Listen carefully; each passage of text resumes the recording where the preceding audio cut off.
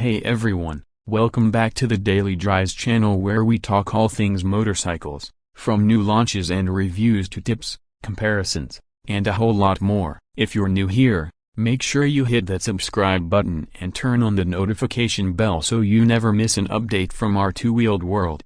Alright, let's get right into it. Today we're talking about one of the most exciting bikes expected from Royal Enfield in 2026, the Guerrilla 450. Yep.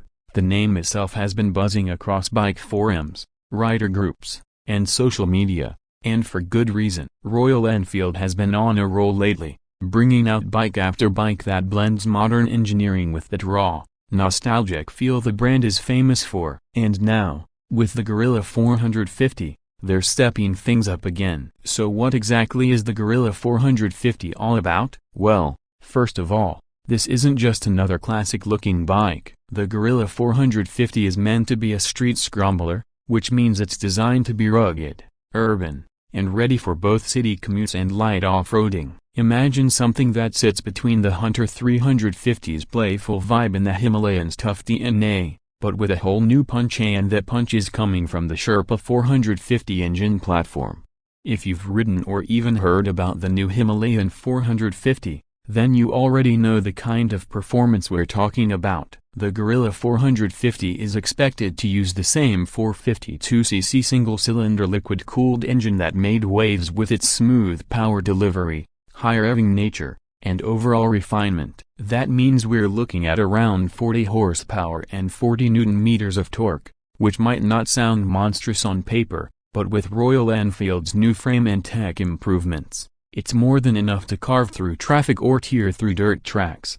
The big difference here will be how the Guerrilla 450 is tuned. Unlike the Himalayan, which is more about low-end torque and long-distance comfort, the Guerrilla is likely to have a slightly sharper throttle response and shorter gearing, making it snappier and more playful in urban conditions. Expect a more upright, aggressive riding position, and definitely less bulk compared to the Himalayan. It'll be lighter, more agile, and easier to toss around. Now, let's talk design. From the test meals that have been spotted, it's clear the Guerrilla 450 has that unmistakable street scrambler silhouette. We're talking about a tall stance, a wide handlebar, a flat seat, and possibly even a high-mounted exhaust. Royal Enfield is clearly targeting younger riders and urban explorers here, people who want something that looks cool but is also practical and capable. Expect all LED lighting, modern switchgear, maybe even new color schemes and tank designs that scream modern rebel. On the tech front, it looks like Royal Enfield isn't holding back. If it follows the Himalayan's lead, we can expect a TFT display with Bluetooth connectivity, turn-by-turn navigation, and maybe even smartphone integration. The Guerrilla could also feature ride-by-wire throttle, multiple riding modes, and dual-channel ABS as standard. Don't be surprised if Royal Enfield also adds traction control or a quick shifter, depending on how aggressive they want to go with this model. Suspension-wise, the Guerrilla 450 is expected to run on USD forks at the front and a monoshock at the rear, just like the Himalayan 450. But, since this bike is designed more for the streets than rough terrain, the suspension might be tuned slightly stiffer for better handling on tarmac. Wheels could be 17-inch alloys or spokes, depending on the final variant lineup, but tubeless tires are pretty much guaranteed. We might also see road-biased dual-purpose tires, so it keeps that scrambler look while still being practical for daily use. Braking duties will likely be handled by a 300mm plus disc at the front and a 270mm disc at the rear. And with Royal Enfield's recent focus on improving brake feel and bite, that should be more than enough to confidently stop this bike at any speed. ABS will be standard, and if we're lucky, there might be a switchable rear ABS option, just like we've seen on the Himalayan. Ergonomics will be key here. The Guerrilla is meant to be comfortable enough for city riding, yet rugged enough for weekend trails. So, a tall, wide handlebar, mid-set foot pegs, and a reasonably low seat height, probably around 800 to 820 mm, would make it accessible to a wide range of riders. The tank will likely be smaller than the Himalayans, maybe around 12 to 14 liters, which should still offer a decent range thanks to the efficient engine.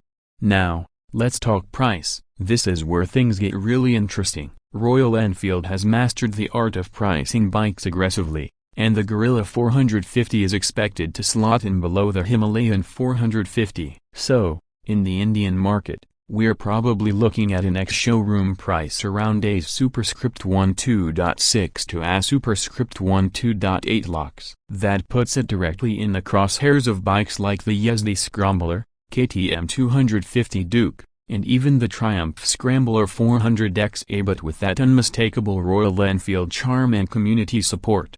And speaking of community, let's not forget what makes re-bikes truly special are the culture around them. Whether it's customization, long rides, or just the pure joy of owning something that's more than just a machine, the Guerrilla 450 is set to carry that spirit forward in a new, more urban-centric direction. Expect plenty of aftermarket accessories, touring kits, custom mods, and probably even some collaborations with lifestyle brands. This bike isn't just being built for performance, it's being built to inspire a lifestyle. One of the most exciting parts about the Guerrilla 450 is how it could open up a new segment. It's not just for hardcore off-roaders or laid-back cruisers, it's for riders who want a bit of both. Think of it as a versatile daily ride with enough punch and personality to make every trip exciting, whether it's to work, the gym, or the hills on the weekend. It's the kind of bike that doesn't just get you from point A to B, it makes you look forward to the ride. As we look ahead to 2026,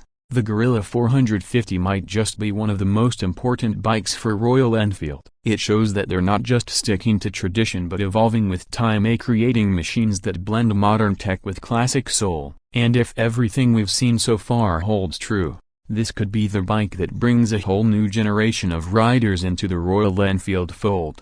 Let us know in the comments what you think about the Guerrilla 450. Would you pick it over the Himalayan or even over something like the Scrambler 400X? Are you excited about the idea of a street scrambler from Re? And most importantly, what would you want to customize on it? Alright folks, that's all for today's deep dive. If you enjoyed this video, please give it a thumbs up, share it with your riding buddies, and don't forget to subscribe to the Daily Drives channel if you haven't already. We've got a lot more motorcycle content coming your way, reviews, comparisons, ride stories, and much more. Hit that bell icon so you don't miss what's next. Thanks for watching, ride safe, and I'll catch you in the next one.